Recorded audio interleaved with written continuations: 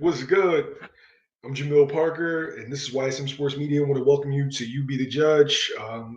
Here we discuss all the latest boxing news and, fight strategies, etc.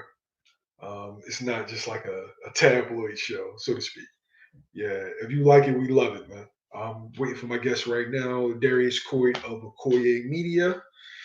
And yeah, Gary Russell calls out Ryan Garcia, Devin Haney, Gervonta Davis. He's talking about his move at 135 pounds. Um, I think Gary's too small for 135 pounds, but I definitely would love to see him like have a crack at it. Definitely. I'm not sure if any of those guys would fight Gary right now. Maybe Dev, because Dev is definitely looking for an opponent. Oh, here's my man.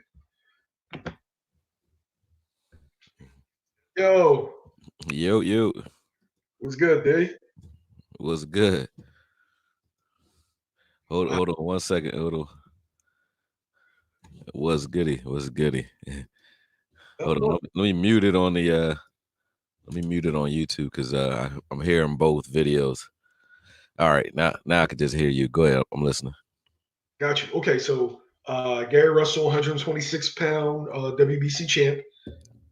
He's looking for the big fights, and he's going to bypass 130 because he can't get a fight at 126. He doesn't see anybody good enough at 130, and go straight to 135.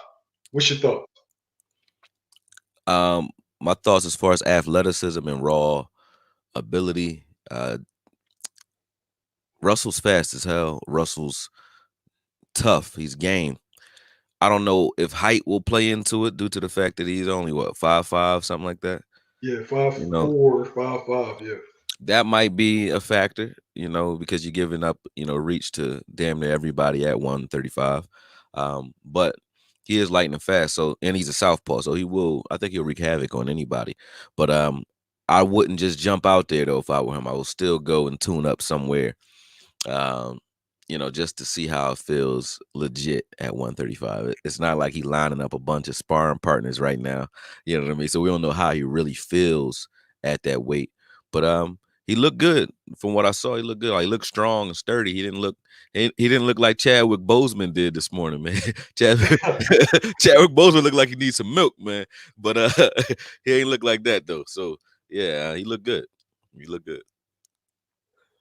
All right, so for me, these aren't average guys at 135, right? I saw him fight Vasily Lomachenko at 126. Lomachenko looked too big for him. Yeah. And these kids are much bigger than Lomachenko. Now, that was a young Gary, but he hasn't been as active. He can't really. It's nowhere for him to go, really, man. I think he kind of trapped. I don't think that he's outmatched as far as talent at a higher weight, at 135. But I think you got a good little guy versus a good big guy who wins. And I mean that's an age old adage. You got a good little guy. Gary Russell's a hell of a good little guy, but is he good enough to beat he may be a little bit lesser caliber big guy? Do I think Ryan Garcia is on Russell's level as far as talent, hand speed, maybe, but as far as boxing IQ and talent, maybe not. But do I think Ryan Garcia can use his natural gifts like his length and speed combination in size against Gary Russell? Yeah, I do. Yeah, I do. I do think he could because that would be his only shot, and that's what it is. That the obvious win against Gary Russell for any of those guys is all the same. Impose your will, use your size, because I just don't think Gary Russell is going to jump up to 135 and suddenly be a knockout artist. I just don't see it. So I think people are going to try to wear him out like everyone tries to do. He'll be the little Erislandy Lara, pretty much. That's a good point. Really skilled, but the other guys, like nobody at 154 is really a 154 pounder. Like let's just be honest, yo. Right. Garrett Hurd looks like a light heavyweight. Right. Charlo's a super middleweight. J Exactly. Rock's a middleweight. Yeah. Right. J Rock's like a light heavyweight, man. I seen that dude in person. He's a big dude. Your fighter was in camp with J Rock, right? Yeah. Nas was in camp with him, but and he's a welterweight.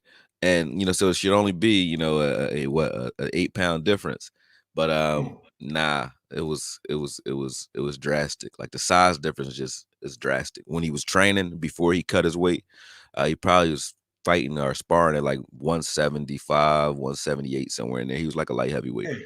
Yeah. So okay, I'm gonna ask you. You have. Let's look at Gary versus Devin Haney. How do you see that fight going? Again, I think it goes the same way. I mean, I think Gary Russell's more skilled, but Haney, they're good, bigger guys. So I think Haney beats Gary Russell just due to length and grit. Like it's not going to be a fight that I will want to see, and I'll tell you why. Right? You remember Meldrick Taylor? Remember Meldrick Taylor, Yeah. right? He a gutsy dude. He gonna fight his heart out, and I feel like, and I'm not trying to say Gary Russell's washed or nothing like that. That's not what I'm saying.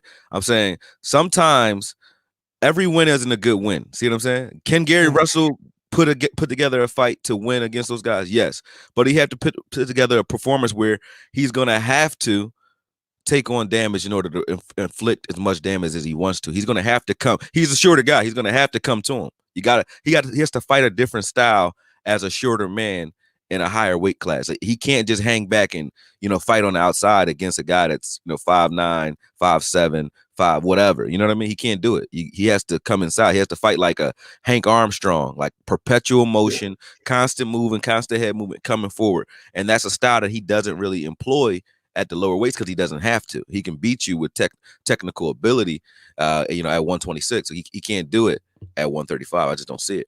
Now, so we got to wait real fast. We got a comment from J.R. Bell from the Boxing Source. Ryan Garcia doesn't have enough to beat Gary Russell. Okay.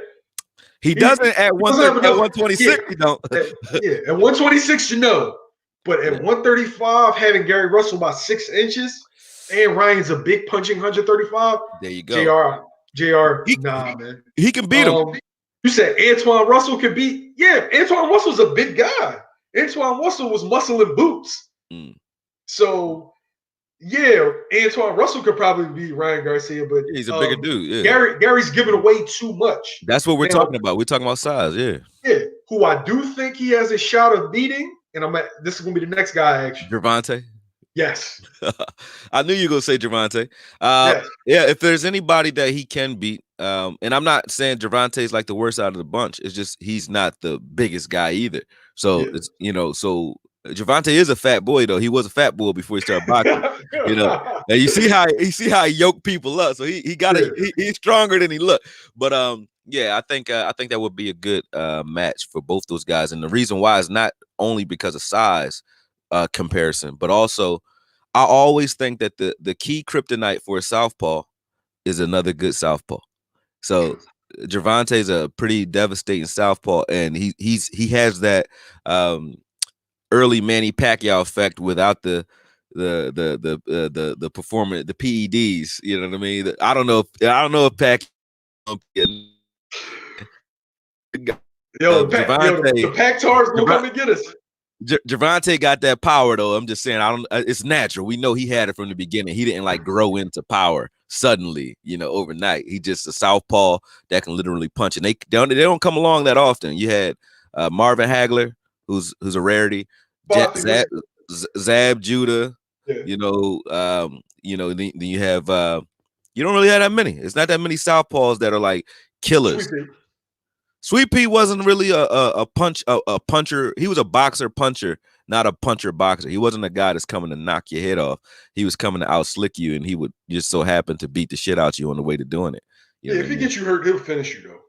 Oh yeah. Sweet Pea he can bang, definitely. Rest in peace to partner with it. Tank doesn't have the punch activity to keep up. Okay, I can see that. Yeah. I can see Tank getting outboxed, and because Tank doesn't take boxing seriously. Yeah, that's the problem. You can't. What is Tank's a little bit taller than Gary Russell? Probably like I think he's like 5'7", 5'6", something like that. Yeah. No, Tank like 5'5". Oh, word! I thought he's so they're around the same. Now Tank's a bigger guy, but I feel like Gary's speed and just overall, just ring generalship will be able to offset. And because he's a southpaw, Tank's like you said, Tank's not used to seeing certain punches. But I remember you explained that. Explain it to the viewers. But yeah, with a southpaw, there's certain punches that you're never going to see. southpaws don't usually see right hooks. They're used to seeing straight right hands all day because that's the only punch you can really hit them with. So they're not, and they don't have to. You are what you habitually do. So if you're habitually used to seeing a guy who can't jab you, because when you're fighting a conventional fighter or orthodox fighter, his jab hand, his left hand is meeting your right hand in the middle, right? So you're never having to defend a jab usually, and then you're really fighting a one-handed fighter essentially, unless he's rolling to his right. If a conventional fighter rolls to his left, he's bringing his jab into your jab, so you're not jabbing each other usually, unless you're like trying to out time it or it's a counter punch, but you're usually not leading with the jab, right? So when you fight Big Bo, what up? when you fight another southpaw, though, that shit is out the window. You find a guy who can actually jab. So you'll see if a guy really can catch a jab or if he's just not getting jabbed, usually because the conventional fighter just can't do it from the angle. But when you see a guy fighting another southpaw, he now has to bring his technical ability back into scope. So he has to be able to catch a jab and he has to be able to watch for a hook where he usually wouldn't have to, he wouldn't get punched from that angle ever. So a southpaw versus a southpaw, I think like the biggest hiccup for any southpaw is like if you're a fighter like Bud Crawford who can go southpaw. If you're fighting a good southpaw, I would say like if he fights Errol Spence, go southpaw when you'll see what Errol Spence really can do, because southpaws usually have trouble against other southpaw because it brings their full defensive scope back in the range. They don't have to defend as much against a conventional fighter, and sometimes that makes them too comfortable. Okay. Rematch with Vasily Lomachenko. You shouldn't do it. Lomachenko didn't beat Gary Russell because he's just like flat out better. Gary Russell just didn't understand the pivot, like how to stop that pivot, and he didn't fight the fight that you would have to fight in order to beat a guy like that. And I think that's the same effect, like the southpaw versus southpaw. Lomachenko, because of his background, he's used to fighting all kinds of fighters.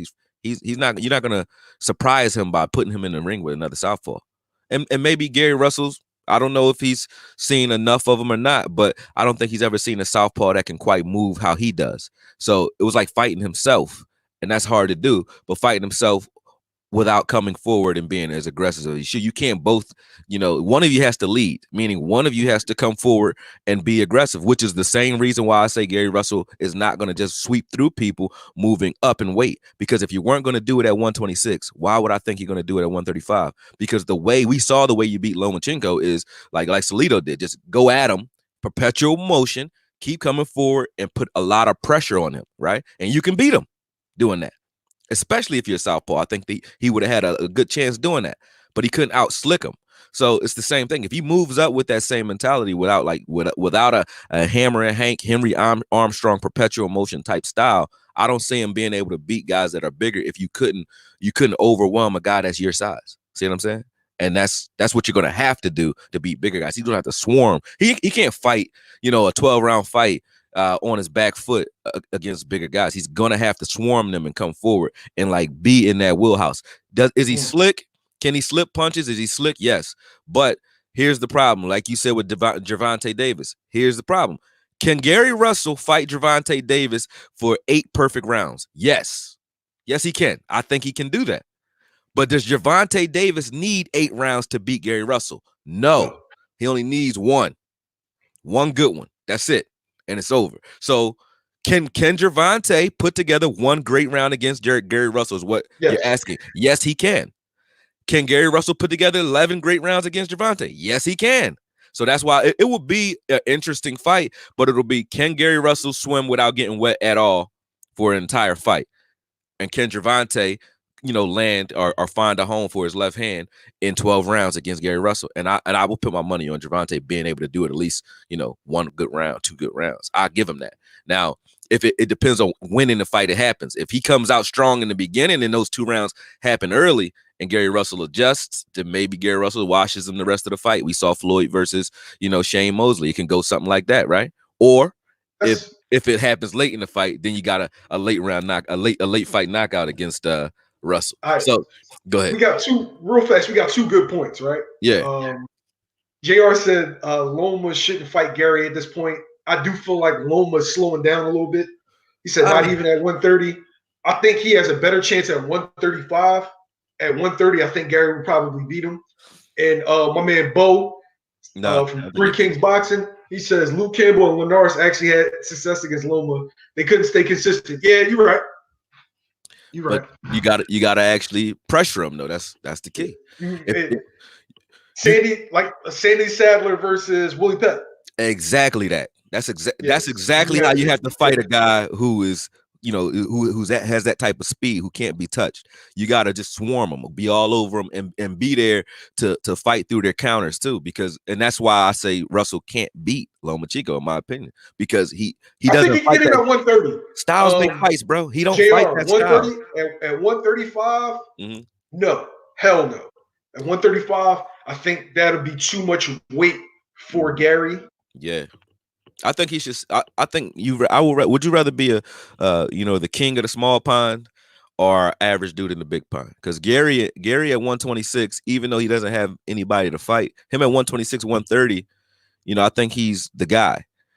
At 135, he's just a guy, another one of the guys, because there's some guys up there. So he's another one of those names. He's in there.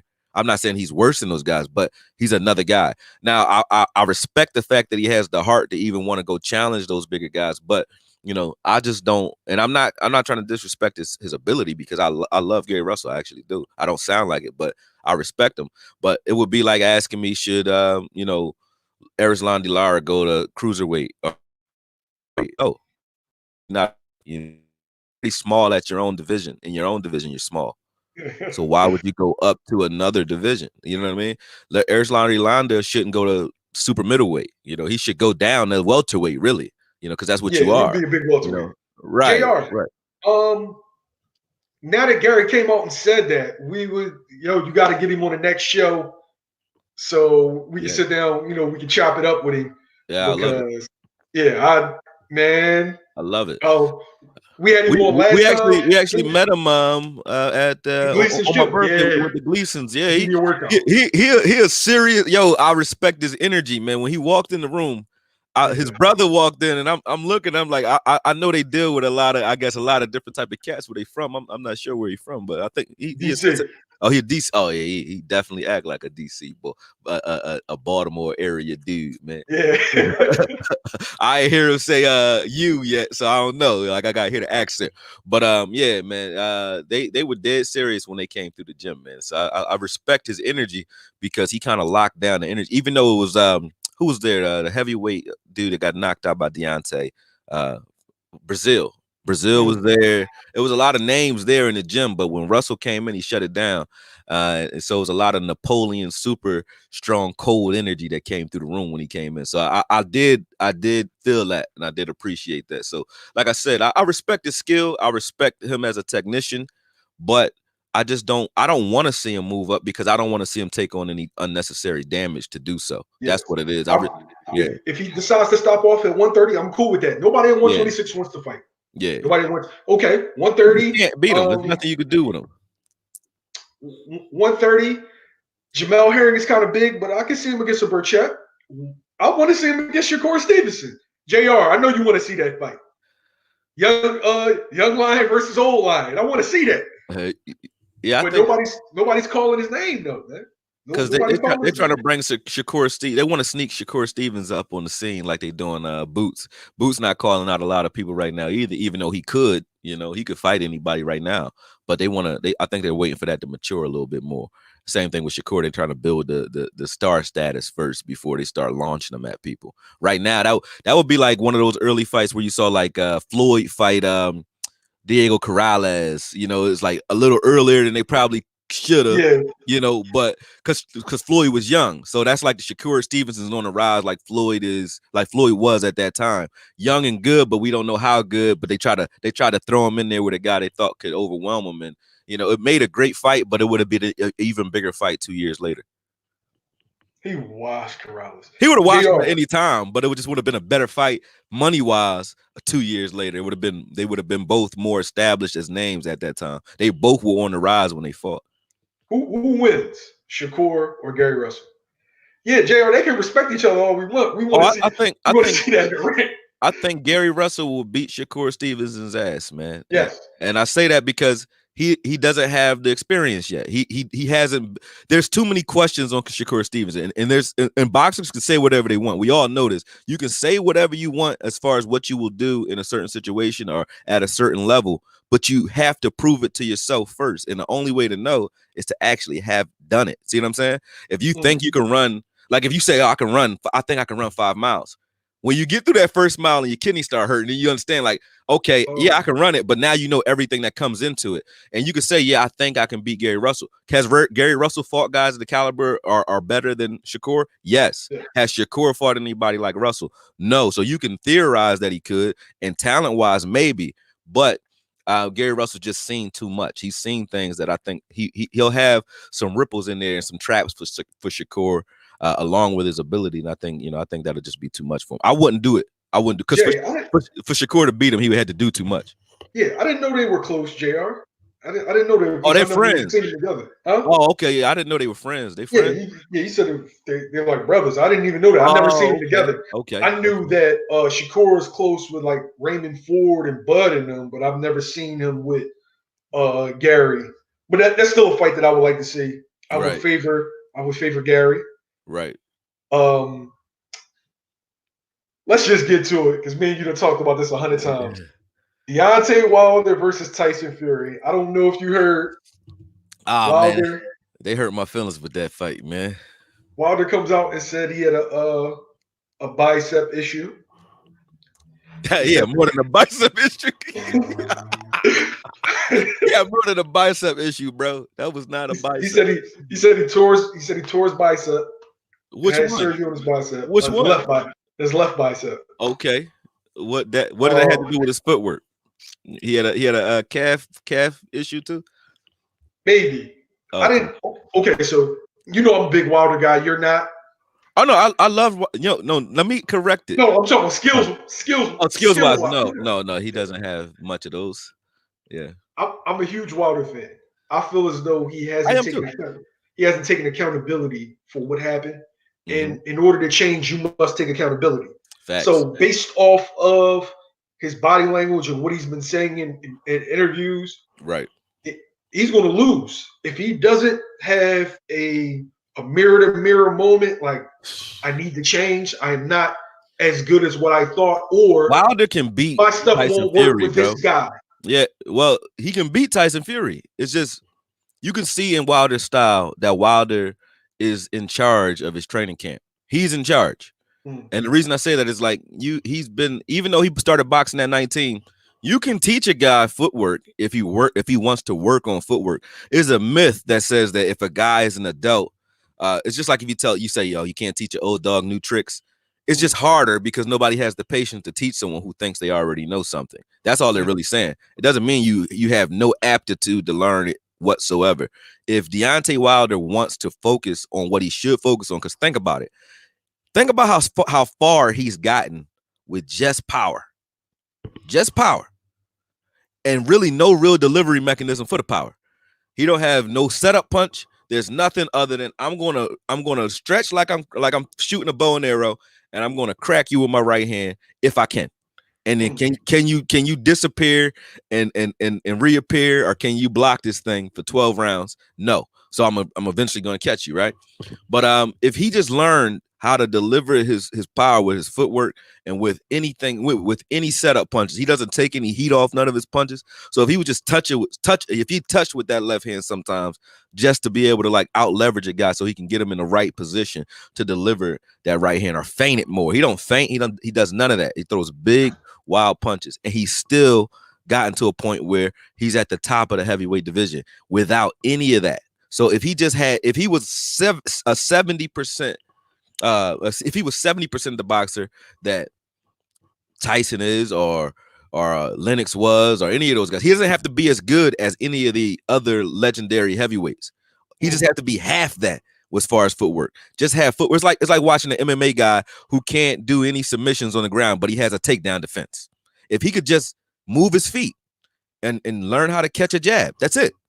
And then have, the ability to feint and set up his right hand a little bit better, rather than just throwing big ass right hands and kind of, let the fight come to him a little bit more. He would knock everybody out. Imagine Deontay Wilder if he just had the ability to set his right hand up and he didn't throw for the fences every single time. Like the Deontay Wilder that fought Ortiz the second time, who surprised me. That's why I thought he would come into the Fury fight a lot better than he did. Why I believe him about a lot of the things he said, even though you're right, he didn't take accountability for the fact that he still could have prepared better.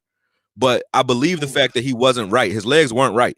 Because when you watch the Ortiz fight, the second fight, he did set Ortiz up. He was throwing rounded off right hands at Ortiz. Like I just said, versus a southpaw, they're used to not seeing right hooks, right? So he was throwing rounded off right hands, like overhand rights at him all day, right? Like Floyd did against Cotto, just throwing his right hand on the outside of his glove rather than straight at him. Kept doing it. And then in the seventh round, when Ortiz knew the punch was coming. He knew the right hand was coming. He just thought it was coming around the side again. And it came inside. He put his hand up, and that punch came right inside his guard, and he caught him clean. It was over. He set him up for that by being patient enough to throw that rounded off right hand the entire fight without launching a straight right hand one time. He never threw a straight right hand, or not many of them, the entire fight on purpose. So that's intentionally done. When he actually straightened it out, he knocked him the fuck out clean because he set him up he just kept doing it to get him in the habit of thinking that punch was going to come outside of his guard, and then he knocked him out. So it shows that he's learning, but if he could just do that consistently, he'd be a murderer. I wouldn't want to fight Deontay Wilder now, but if he could set up his right hand, who could beat him? Because it's already hard pressed to beat him, and you see that his punches up and he's still knocking the shit out of everybody. So if he could just do a little bit of that, I wouldn't do no focus in the gym on power. Stop showing us your power. I don't care how many times his trainers say, "Oh, my shoulders hurt so bad." We know he punches hard. Great. He punches hard. Cool. Work on his footwork, bro. I want to see him tap dancing or doing some ballet or something. If he get his footwork right, he will control the heavyweight division. It's that simple. If his footwork is good enough where he doesn't have to take 5 steps to deliver one punch, he will kill you. He'll kill you. 5 steps for one punch. I don't give a fuck if you say you don't know boxing or not. I can teach a guy on the streets how to not deliver a punch with 5 steps. So you can teach him to do it. He just has to not be stubborn when it comes time to learn it. So that's the reason. I can bring you on now if you want, Big Bo. Let's go. I can. If you want to come on right now, I'll bring you on. You analyzed something else in Wilder. You said his legs was off, right? From round 1. Now, he attributes that to being the costume. Nah. But you think it's something else. I don't think he attributed it to being the costume either. That's like a myth. Did he say that? Yeah, it would be like, yo, if you saw me, in a car accident, you'd be like, what happened? All I can give you is my best guess at the time. That doesn't mean it was the truth. I said, I don't know. Maybe my brakes went out. I don't know, bro. I just crashed. See what I'm saying? So him saying that he was wearing a costume, they're saying like, what was wrong with your legs? I don't know. Maybe the costume. I think that's how he threw it out. That doesn't mean it was the reason. I don't think he even knows. I think it was a perfect storm. The pressure of the fight, number 1. 2, you saw he was a lot heavier, or he looked heavier. He looked a lot bigger than he usually is. So he was top heavy. He looked like a dude who just came home, who has skinny legs but super big up top. And I think he was trying to put too much weight on to try to he tried to outweigh or put his weight up to be able to deal with Fury's size. And I think it slowed him down a lot. And people don't factor in how much your legs are taken aback by your weight fluctuation. So he doesn't run. So you're already not used to moving your body around at a fast pace anyway. You don't jog.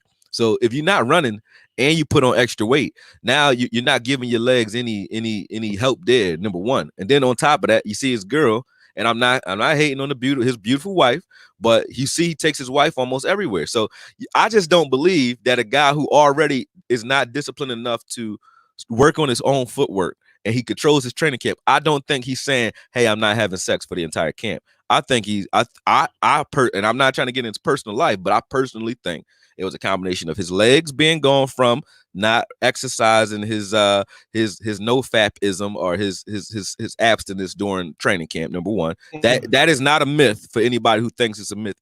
Can you win a fight without your legs in this era because people aren't as good in this age as they used to be? Yeah, you can win. So it's when people think it's a myth, sometimes when you win, a certain way, it could be your detriment, because sometimes I can win doing the wrong things.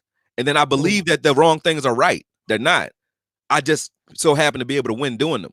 That don't mean that you're supposed to. So it's not a myth that you lose your legs when you have sex. You really do. You know what I mean? On top of that, testosterone levels drop. Right. On top of that, you had a suit on. On top of that, you don't run. On top of that, you had extra weight. And then beyond that, you had a guy who can move in front of you, who was putting weight on your neck and everywhere else. So it was a combination of everything. It wasn't just the suit. It was like you did a lot of wrong shit leading up to the fight, not just the suit. Was the suit a part of it? I'd say 10%, maybe 15% of the problem, because it's not a suit. Trust me. If you trained, I've trained. I train fighters for a living. If I put weight vests on my guys and make them jump on a 3-foot box, like make them do box jumps with a 50-pound weight vest on.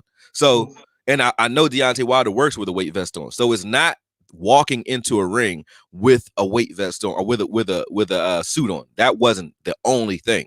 That's not going to tire you out to the point where you're trash for an entire fight. That's not it.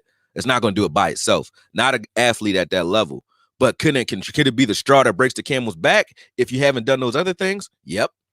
It could be a problem then. If you already haven't been running, you already put on weight, and you already don't work on your footwork anyway. You didn't get any better than you were the first fight. You got worse. You got bigger, slower. Yeah. So, and it showed.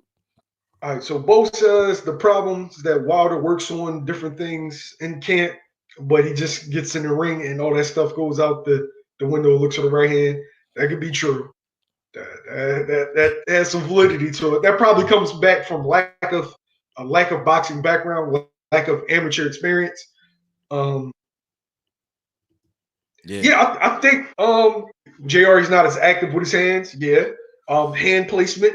A lot of times he was holding his hands up because he was tired. He couldn't hold them up. When you see a boxer do this, if you see a fist under a fist, like if I do this, if I rest my jab hand on my right hand, I'm tired. I'm tired of holding my own hand up. So, and this is another thing we see when we see guys train and they're hitting the speed bag.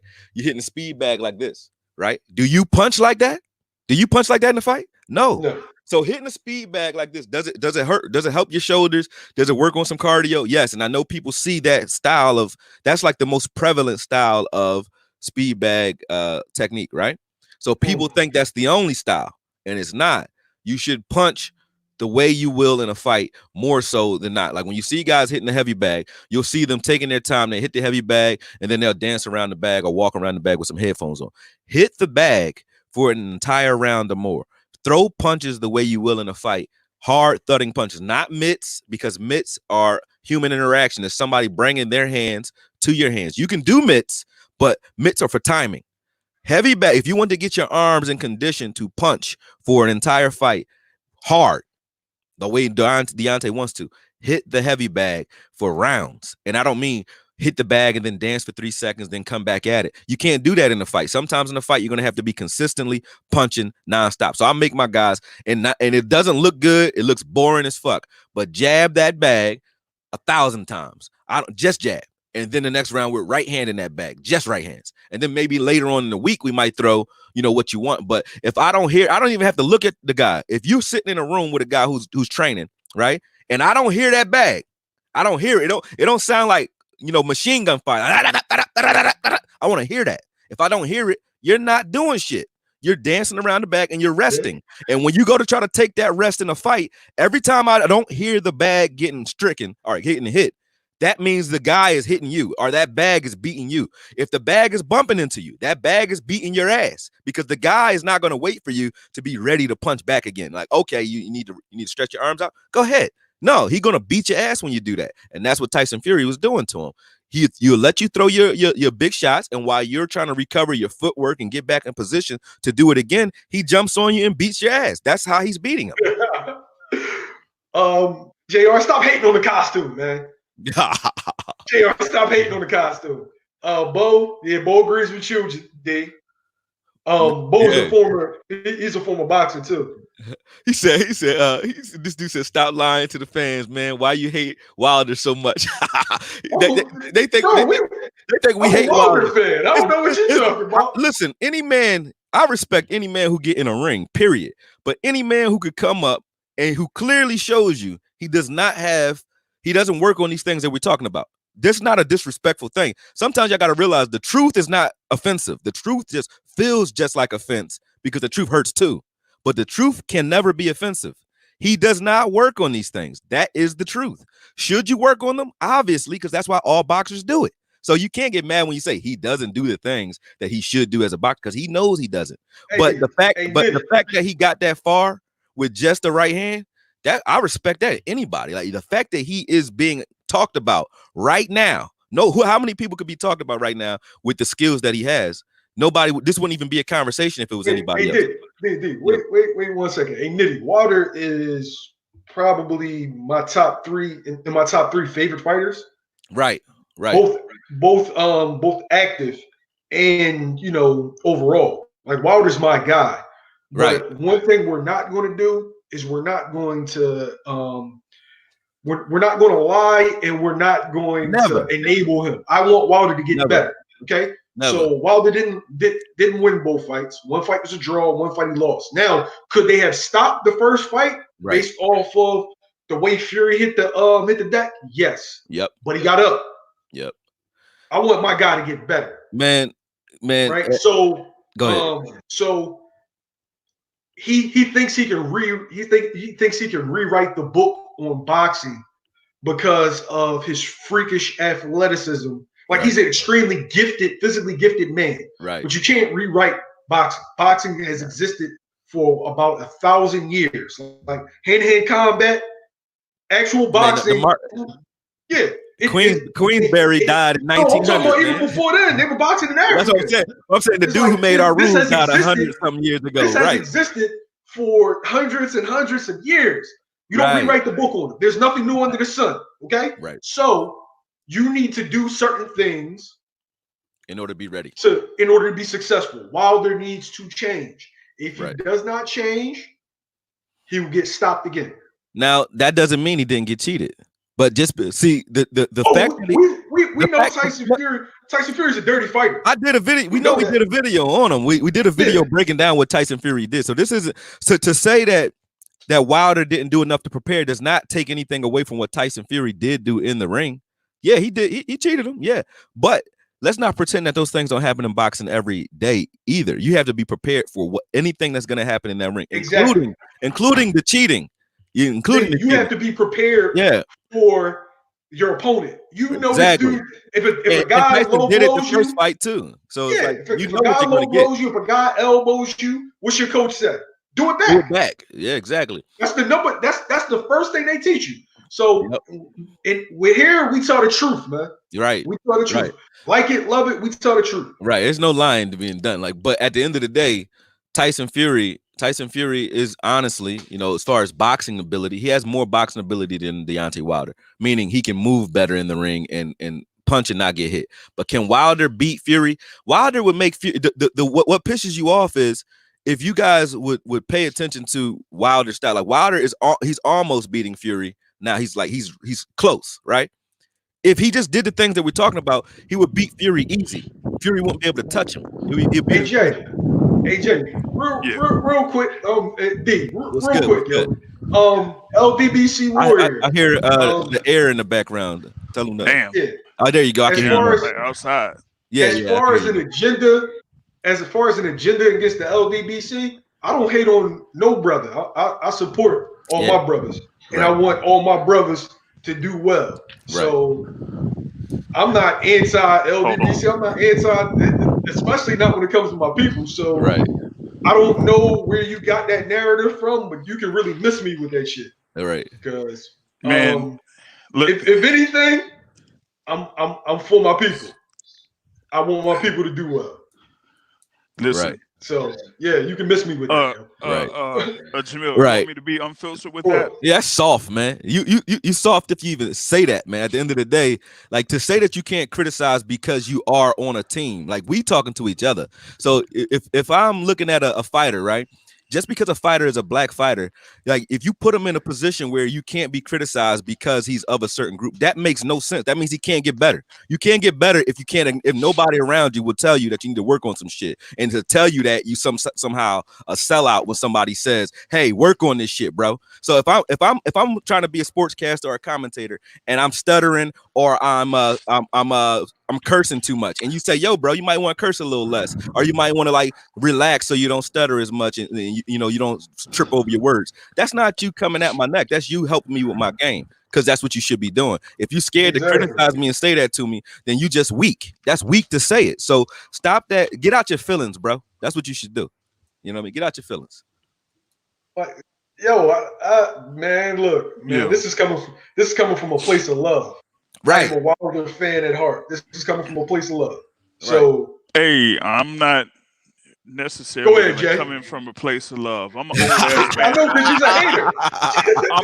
You're a Wilder hater. I'm not coming from a place of love. But here's the thing. Yo, he is the original Deontay Wilder Triple G hater. Oh man, the Triple G hater, right? The Triple G hater. The Triple G hater. But I'm an old ass man, dog, and the reason why I say that is because, like y'all are saying, every time someone who would be a fan of a fighter and wants to see things that he could do in order to improve, you have people that say, "Oh, you're just hating. Oh, you're not really supporting the guy. Oh, you ain't really a fan of him." You want your fighter to be better. You want your fighter to be great. So if you see something that he could do in order to be great, you're going to point that out. There's nothing about that that's hating. And the thing is, in this day and age, every time someone gets criticized, you got people out here talking about they hating. No, that's called trying to see those fighters improve as a fighter. Ain't your nickname Darth Hater though? Darth. Doesn't matter. Doesn't matter. No, you gotta get off. That better not be matter. Nickname, bro. That doesn't matter. Doesn't Yo, matter. he said it like, calm. He said, can't we all? It's like, can't we all just get along? Like, he said it calm. Ain't that kind of your name though? Doesn't matter. LBBC Warrior. We shouldn't hate each other. Like, ain't your name hate? Like, yeah, it doesn't matter. What type time you on, bro? Like, what type time you on? What are you talking about? I see. Like, yo, I wouldn't even. You a fraud. All that. Oh, like, go to bed. You tired? Yo, LBC. Listen, I live in Philly, bro. At the end of the day, and I really do this shit on some real shit. No tough talk at all. But you welcome to show up anytime. I'm at Northern Liberties Rec Center, and I'll give you a lesson whenever you want, bro. But all that tough talk in the chats, chill out, bro. We on some other shit. Chill, for real. Man. I'll beat your ass out. Yo, bro, at the end of the day, I'm not even playing. Dog, I ain't even looking at the chat, man. Like, come on. I really do this, bro. Wait, we got somebody else, my man Big Bo, 3 Kings Boxing. Let's get it. Let's go. What up? Yo, can y'all hear me? Yo, can you hear me? Yeah. All right, listen, I wasn't even gonna come on because I'm in a position where I shouldn't even be on right now. But there's some things that I just can't let slide. My man said something earlier. I'm an old man too. I come from the old school. I'm over fucking 50 years old, right? Here's my thing. And I'm gonna say this to the dude that has the comment, whatever, man. I don't give a fuck if your feelings get hurt. I don't give a fuck how you feel. At the end of the day, if we can't tell each other the motherfucker, that's for example, right? You go see a chick and you think you gave her the best dick in the world, but she looking at you like you ain't did shit. Right. Are you gonna want her to help you? And right. Instead you going ahead and continue to disappoint bitches? Right, you know what I'm gonna keep disappointing bitches? You remember to help you. You remember a few good men like you can't handle the truth. You can't handle the truth, man. You know you want her to help you. Here's the thing, man. If I point out or give you constructive criticism on where you need, it's just like having a son, a child.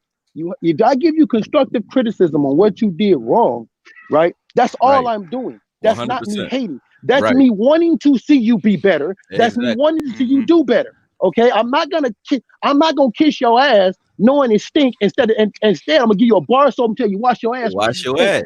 There you go. Exactly. Right? That's the best analogy right there. I like that. Right. So that's not hating. Right. At the end of the day, if you tell him, first of all, stop being a fan of a fighter, be a fan of the fucking sport. Try that first. Thank you. Let's try that. Let's try that. Number one, let's be a fan of the sport. Man, Okay. let's do this, man. Because on some real like don't let his energy control this show. Like we ain't come on here to talk LGBT, man. Like No, you got your true. 15 minutes, bro. We understand that you don't like to hear the truth, so you can listen to it. We're going to respect if you do, we respect if you don't. But all that extra, man, we're not gonna let you take over the show, though. Yeah, but you know what? Let me get my take on Wilder real quick. Here's the thing, man, and I think one of the things is I think the biggest problem that happened with Deontay Wilder was when he fought to Bermane Stiverne in the very first fight. That was the Wilder I thought was going to be something special because he showed me something that I didn't see. He moved around the ring. He used his athleticism. He used his reach. He went 12 rounds. Remember, Stiverne was the first person he never knocked out. Right. What they did wrong with Deontay, and I say this in boxing, the same thing that happened to Triple G. It's the same thing that happened to Gennady Golovkin.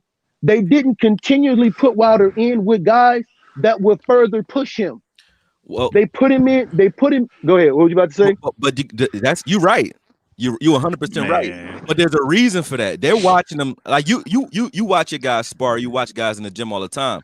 If you see a guy, and if I put a guy against a guy who has a certain style that might give my guy fits, I know that more than the fans do. The fans only see what I put him in the ring against. I see what he fights against and how he fights in sparring and in the gym, or what he struggles against, right? And as far as motion and whatever. So if you got a guy, and this is just real business. I mean, I know we as fans want to see that, and you're right, 100% right as a boxing purist. But as a manager or as a handler, we don't know, because if I watch my guy that's worth $100 million, $200 million, or maybe $1 billion over the course of his career, and he only realized maybe a couple 100,000 of that so far, and I see that he's already struggling against certain styles, I'm not going to rush in the ring against that style because it's like Wilder's mysticism grew because he continuously was knocking guys out. So in order, they felt like you got two different philosophies. You got some guys who be like, listen, I want my guy to be able to deal with whatever he has to deal with as we ascend.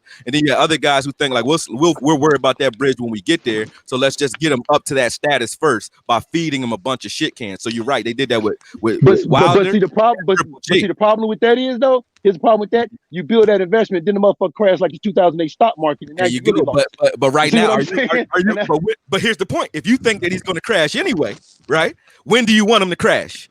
When he only made you $50,000, or when he made you $50 million? But see, if you put him in there with some guys that'll push him, that'll make him continue to elevate himself. Like when you peak, you have to keep peaking.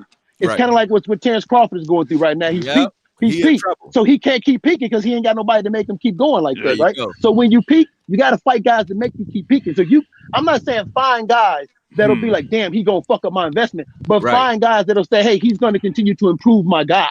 And I thought that I was okay with one of those fights. I think it was either Spilka or Eric Molina, right? I was okay with one of them. But the fact that but how do you explain this then, right? And this is why, and you just made my point in the video that I did before, as far as like Wilder's legs not really being right. This is what makes the point. If you say that in the Stiverne fight he showed some skill, how do you explain that he also showed skill in the fight right before the second Fury fight? In the second Ortiz fight, he did show more skill, and in the first Fury fight, he moved around a lot better than he did this fight. Oh, because Ortiz really was wrong with his legs. Because I can explain that one. Because Ortiz was a guy he thought he could beat, or because he beat him the first time. And normally, when you beat a guy the first time, you get more comfortable with. Yeah, you're confident. You get more comfortable with him. He thought he beat Fury the first time too. No, I don't believe he thought that. I believe that's something he just said. Wilder's a very prideful dude. I don't believe he felt like that. I believe that's something he said, because at the end of the day, I get that. Yeah, because at the end of the day, when you in that ring, man, listen. We are. For example, right? Beat your ass.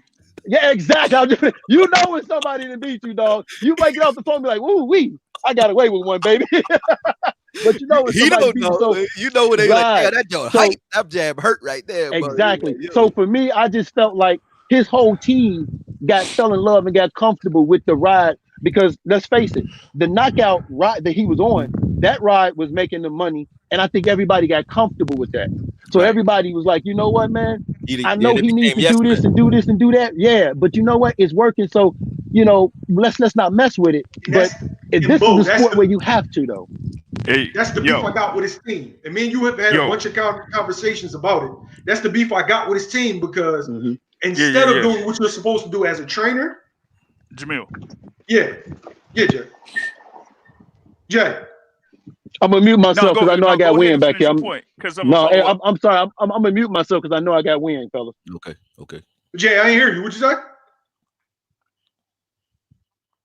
No, it's like finish your point because I was going to follow up what you were saying. Okay, so that's the beef I got with his team. I'm a diehard Wilder fan, right? So instead of like everybody can tell he's the boss of his camp, but instead of you doing the job as a trainer, a lot of old school trainers they're not going for that shit, right? So you either do what you're supposed to do what I tell you to do, or you can find another trainer. There you go. But I feel like they went for the ride. They relied on his power in enabling him to just rely on the power. And then you get a guy, number one, who's fighting dirty. Number two, but mind you, it's a fight. Number two, doing who coming in 40 pounds heavier, got you by 2 inches with 2 inches longer reach. And he's fighting a different style from the time that you initially fought him. So you were not prepared. So you weren't prepared in coming into this particular fight, and your team hasn't been preparing you for opponents who are multifaceted and for different styles. Yep. That's the beef I got with his team. Pride comes before the fall, bro. That's really shit. That's real shit. Go ahead, man. I'm sorry. You've been waiting to go ahead. Right. So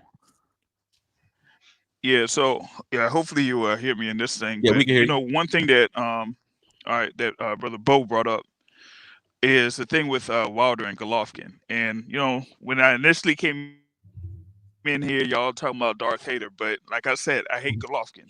And one of the things that I bring up sometimes is that there are similarities. There are similarities with Deontay Wilder and Gennady Golovkin, but there's also a clear difference. And the thing with the difference is that Wilder is a prideful guy, as brought up earlier, and he would be open to fighting guys in the heavyweight division, no matter what their basic, rank is or how good they are, right? And like you were saying, their management team kind of saw what limitations that Wilder had. So even though he was willing to fight those guys, the management team wasn't going to put him up against those guys for the risk of him losing and having that, undefeated moniker or the knockout streak be taken away from him. So they didn't match him up with those type of guys.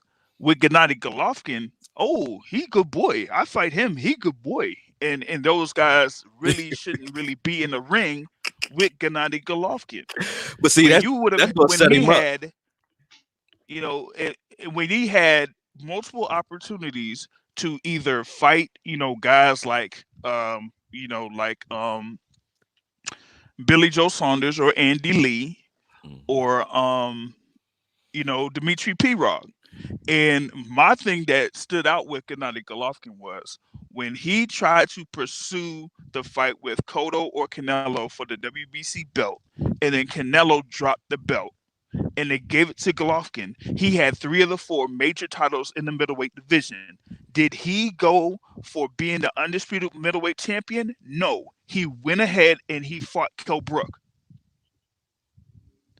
So he is not really a guy that says, he's willing to face anybody. That's BS. With Wilder, he has that pride.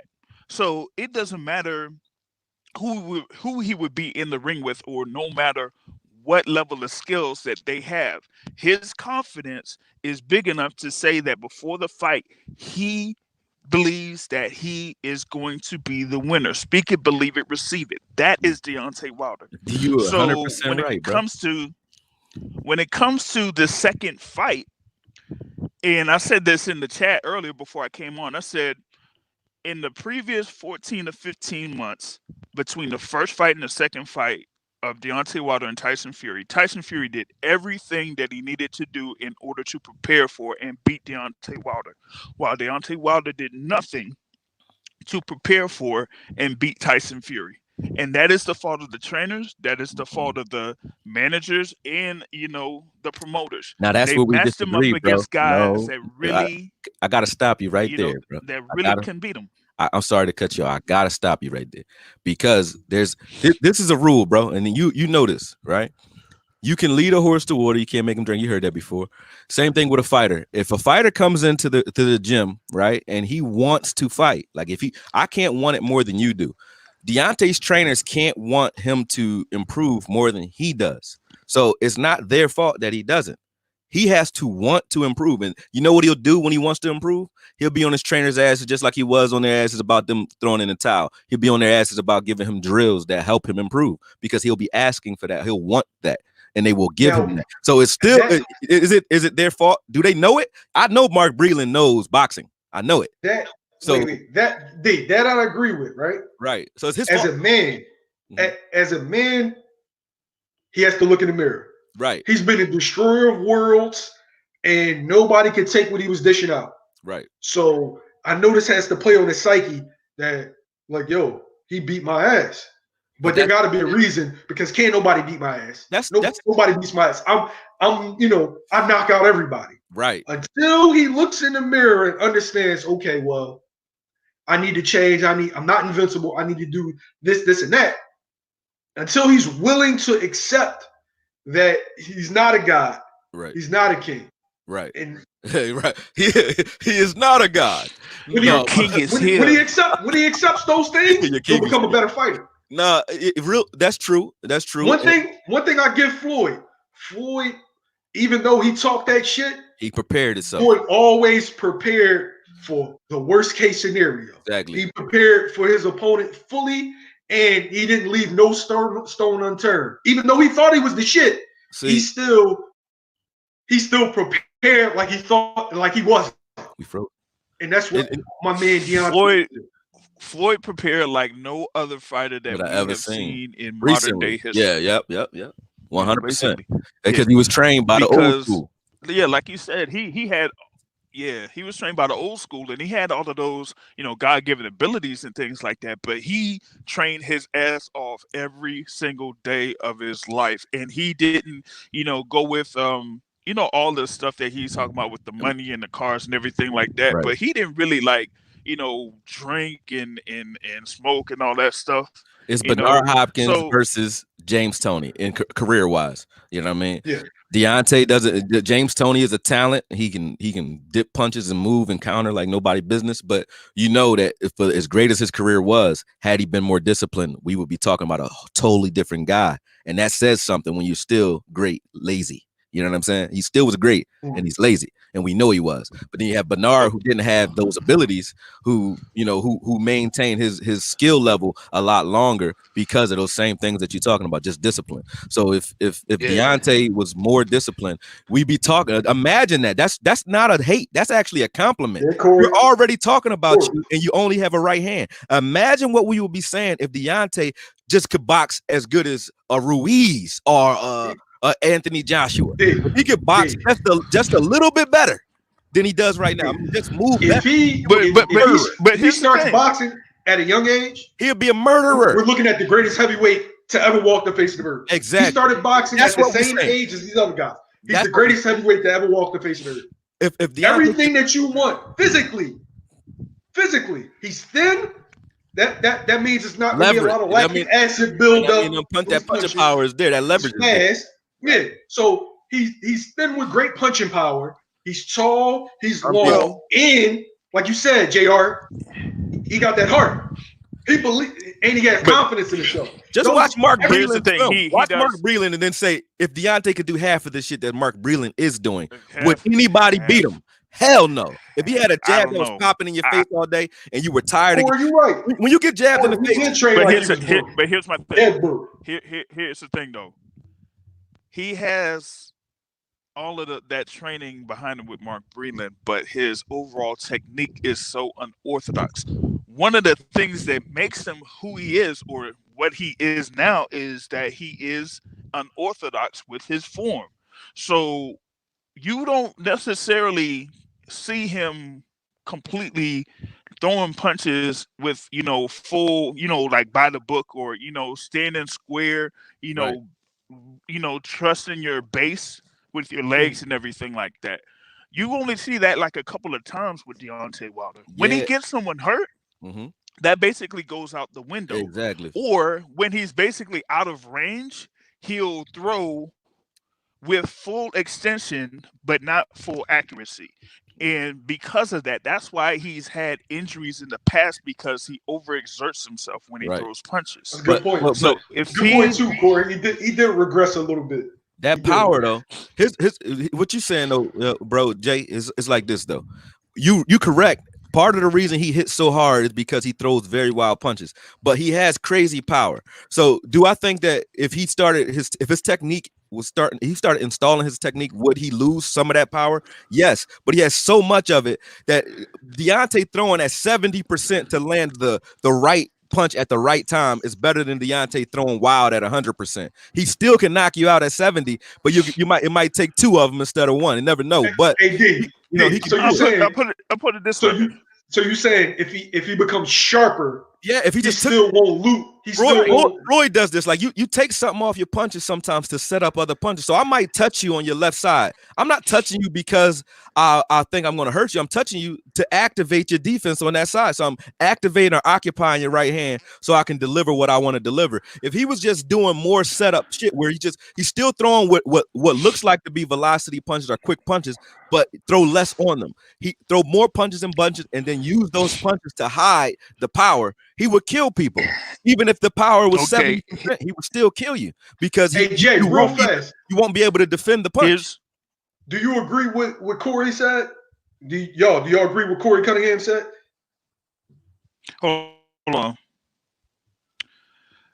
Yeah, for a chain, like he was broke, sadly regressed. Well, yeah, we were bringing that up with Wilder, that like what we saw in the first fight against Devin was the Wilder that we thought that we were going to see going forward. And the thing about it is, they basically relied on that right hand. Now, there had been times where he kind of did show a little bit of skill, like in the Spilka fight, right? In that particular point in the second half of the Spilka fight, you kind of saw that skill a little bit, because one, he knew that Spilka couldn't really hurt him, so he kind of was a little bit more square in his punches. Mm-hmm. In the second half of that particular fight, and then at the end, he basically used his advantage of reach to bait Artur Spilka to come in. And when he basically came in, he just set him up and then hit him with the right hand, like how Marquez hit Pacquiao with that right hand to knock Pacquiao out. So Wilder basically did the same thing right there. So with Wilder, he does have the idea that he can use his reach to his advantage. But sometimes he doesn't always use that reach to his advantage. Like in the second Ortiz fight. Now, he was able to just basically step in and throw the 1-2 and, knock Ortiz out. But what I was waiting for was the same thing that I saw in the Spilka fight. Because I was seeing like Wilder just stepping back. And I thought he was going to set up Ortiz and then throw that right hand basically as a counter and then step away and then get him, because that was open for him the whole fight. And he just didn't really use it. But there are a couple of things that Wilder can do in order to improve himself as a fighter. It just depends on the type of fighter that he's fighting against. Because I've said over the course of Wilder's career that he's always had issues with fighters that move their head and fighters that are at his height or taller than him, because he doesn't know how to make those proper adjustments. He goes straight back get to and move straight back. Like, you can't do that as a defense. Right. What he should do is be more confident if he says that he has the power, be more confident in that power. No, Like in the no, first, no, no. but here's the thing. But no. I What I'm saying disagree. is, Go what I'm saying is go ahead. this. Here's what I'm saying in that one, you got to learn how if you learn how to take a punch, not necessarily block, but kind of like roll with a punch Right. and then Okay. come back with a counter. There you go. Okay. Now in the first Fury fight, he was doing that around what was it like around like round 5 or round 6, where Because he would Fury was either running. counter with the left hook, well, not even stepping back.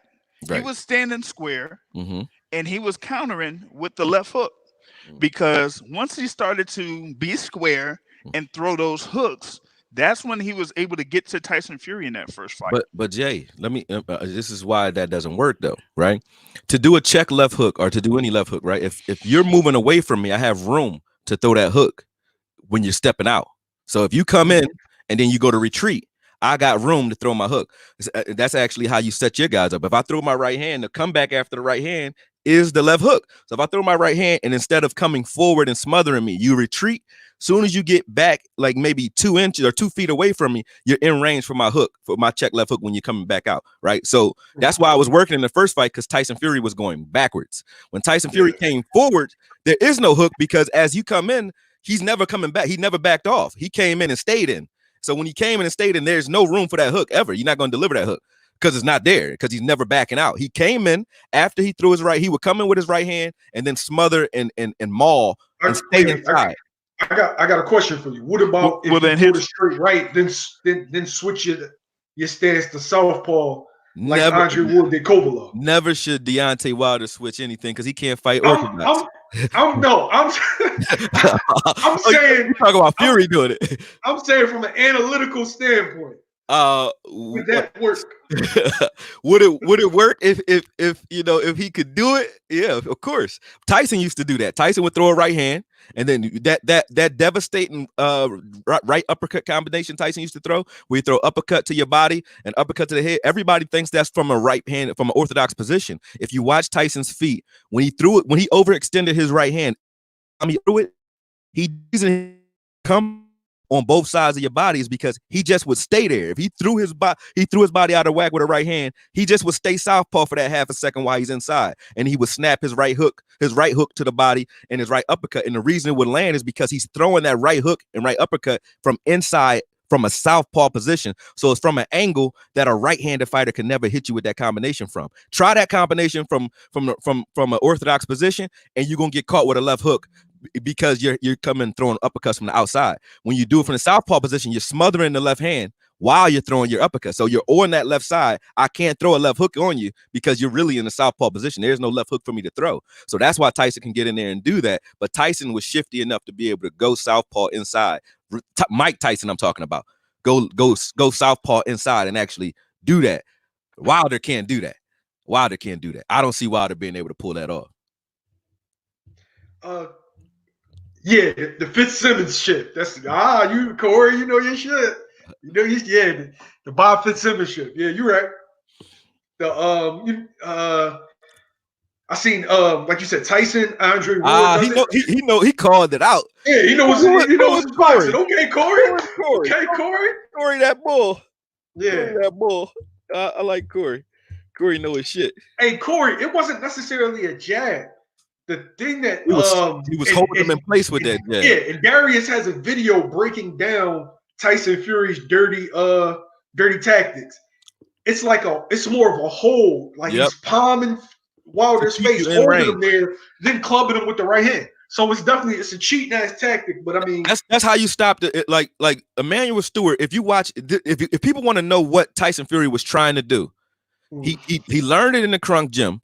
If you watch Emmanuel Stewart teaching, he was teaching a 140 pounder. He was doing the mitts. Emmanuel Stewart very rarely did mitts, but if you just type in Emmanuel Stewart mitt work, you'll find him working with, I think the dude's name was like, I forget the dude's name he was working with, but he's a 141 pounder, young dude. But Emmanuel Stewart's working with him on the mitts. He's showing him the hook off the jab. So I don't know if you guys can see my hand. So your jab is straight punch. So he would jab at the guy's mitts to get him to activate his right hand to catch it. And then he would hook off the jab to get him to open up.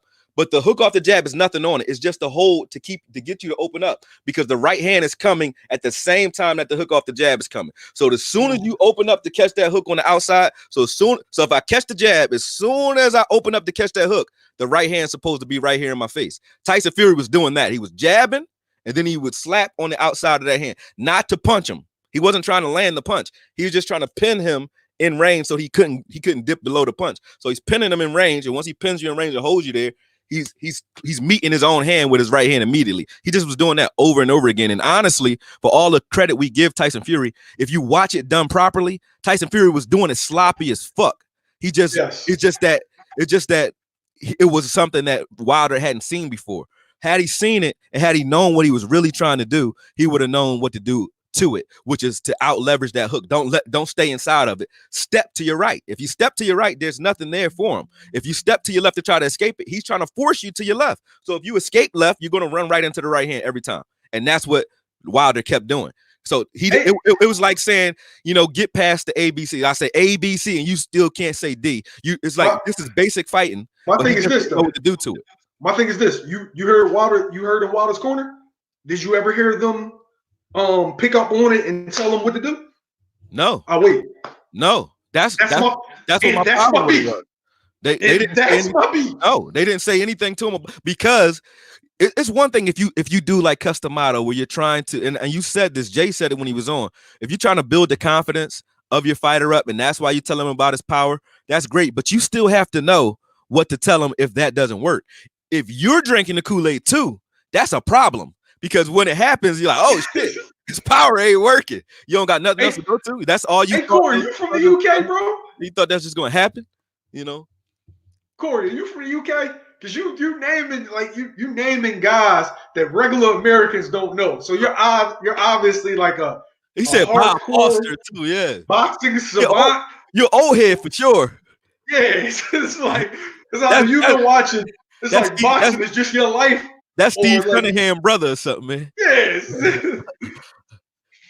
yeah, Bob Foster. Yeah, man. Bob Foster was definitely a banger. One of the biggest punchers ever. Man, watch some top 10, top 15. Watch some the first Gypsy, not Gypsy Joe, but Jersey Joe. You had Gypsy Joe too, but Jersey Joe Walcott used to do exactly what we're talking about. He has so many different ways to deliver the right hand, so many different styles to deliver it. It was crazy. So and it was predicated off. It was all built into his defense and his offense. He would cakewalk and move his head a lot and still sneak that right hand in there from multiple angles because he practiced it. So you can't just go into the gym and just say, I have a powerful right hand. If that's a great thing to start with. So what I would be thinking as a trainer, if I had Deontay, was like, okay, he got a killer right hand. How do we deliver it from multiple situations or multiple scenarios? They didn't work on that. They worked on, okay, he's going to eventually land it. Nah, well, teach him how to land it short. Teach him how to land it on the inside. Teach him how to go southpaw with it. Teach him how to use his right hand so much that you can't do anything. So you can't stop him from getting to a spot. If you were comparing it to basketball, it would be like saying, hey, Kobe has a mid-range, but, he can get to a point where, people are going to defend the shot because they know that's what he's looking for, right? Train it into him to a point where it doesn't matter if you defend it. I'm still gonna be able to deliver it. Deontay is not to that point, and that's what you should be training him on. Not delivering power with his right hand. He already can do that. Give him a bunch of vehicles to deliver that right hand, like his left hand or his footwork or his defense. If he could slip a jab, you wouldn't want to jab at him if he could slip a jab, because if you jab at him and and come back with his right hand, you would never throw a jab at him. You would never do it. Everybody's supposed to be melatonin. Right. You might as well think. If he could catch a jab, and walk your jab down, he would never back up because he would just catch it and keep walking forward and keep walking forward. He would hope that you throw a jab so he could walk forward and walk your jab down. So he could do neither of those. So he's not going to come under the jab because he's too tall. So you would look at guys like Lennox and Vladimir. Those are the style, and honestly, Tyson Fury. Those guys fight the style that Wilder should be fighting. They fight a long because he wants to back up. And the reason it didn't work against Tyson Fury and his defense got exposed. I don't care what you say about Severn. I don't care what you say about Ortiz. You know what the similarity is with those guys? They're shorter than Deontay Wilder. So he can lean back and he could be lazy with his defense and still get out of the way of punches. You can't do that when the guy's taller than you. You can lean back and now you're coming into his range. So you can't do that against a guy that's taller than you. You can do that against short guys and get away with it all day, and they'll never touch you. But once you fight a guy that's taller, now you actually have to have that defensive discipline. And you can tell because, and maybe that's part of the reason his trainers can't train tall because they're not tall, so not taller than him. So the punching angles that he's used to coming up against, even with mitt work from his trainers, is all coming from shorter guys trying to reach up at him. He needs guys. He needs to, even if you have to stand on something, I don't give a shit what you do, or put him against guys that are his height or taller on a consistent basis. So he realizes even a basic fighter is going to catch you if you're trying to lean back defensively if they're your height. If you're taller, they won't hit you because they're throwing lunging punches to try to catch you in the first place, which is why he's able to knock guys out because he's bringing them into his power. Tyson Fury doesn't have to do that because Tyson Fury can still hit you when you lean back. And when he comes inside, he can fight from the inside and lean in. So you never get an opportunity to catch him coming out because he's not coming out. He didn't do it the second fight. You can't catch a guy coming out if he never does.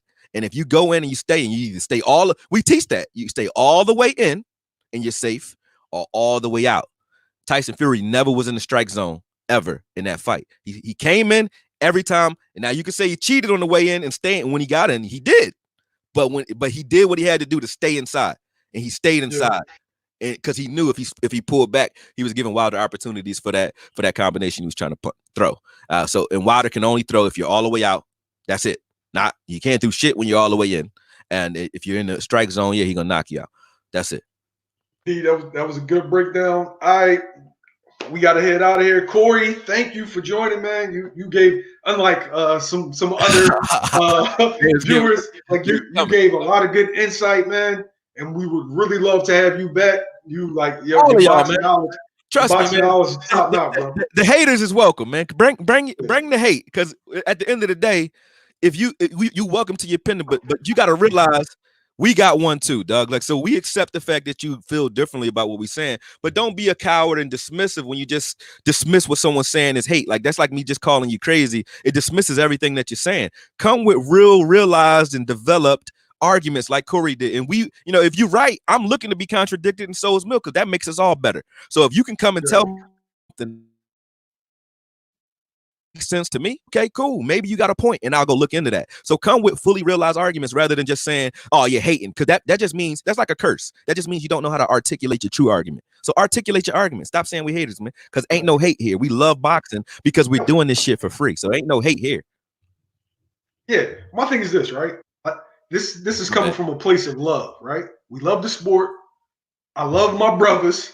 And, I love my viewers. So this is coming from a place of love. If we see something that we can analyze, if a fighter's doing something wrong and this and that, we're going to bring it up. I'm not going to act like I don't see something just because I'm a fan of the guy. Just not. Truth is truth. Lies are lies, right? Does Wilder need to work on things? Yes. Is Wilder abnormally physically gifted and has attained a lot more than he should based off of his background? Yes, but he needs to get better. And I want him to get better because I want to see him knock out Tyson Fury. Big facts. So that's it. We'll notify you next time because we're going to do this on a schedule. Me and Darius have to work out a schedule. This was just a test run, but it turned out really good. Thank you, Darius. I appreciate it. Before we go, I want to say this too for those that are seeing this on Facebook, IG, or any channel that's shared on. This is Jamil from YSM Sports Media on YouTube. Definitely follow him. Main Man has been in the I've known him for about 10 years now. Main Man been in the boxing since I've known him. His mind for boxing and his mind for just breaking things down from a coaching standpoint and understanding just the philosophy of it is really second to none, man. So definitely follow him. Definitely jump on. And I don't know anybody as that's not on the level of ESPN that's as developed. Even ESPN, man, they're not as developed when it comes to following and knowing boxing. Like a lot of these guys in the underground, a lot of us in the underground are, and Mill is one of them. And so definitely respect the craft and respect what he does, because nobody who doesn't love boxing gets up to talk to you guys about boxing when you could do anything else in the world for free. You know what I mean? So respect that. Respect that. Make sure you follow YSM Sports Media if you're listening to this elsewhere. I appreciate that, D. Follow Okoye Media. If you're a Cowboy fan or a Cowboy hater, it's a lot of good content. I'm a Cowboy hater, so that's why I follow it. Okoye Media on YouTube. Right. Yo, man. Right. Great content. We'll definitely be back at it. Next time we may do the show on Darius' channel. We'll do a back and forth ping pong. As soon as we work out the schedule, we'll be back at it. Perfect. All right. We out. Peace.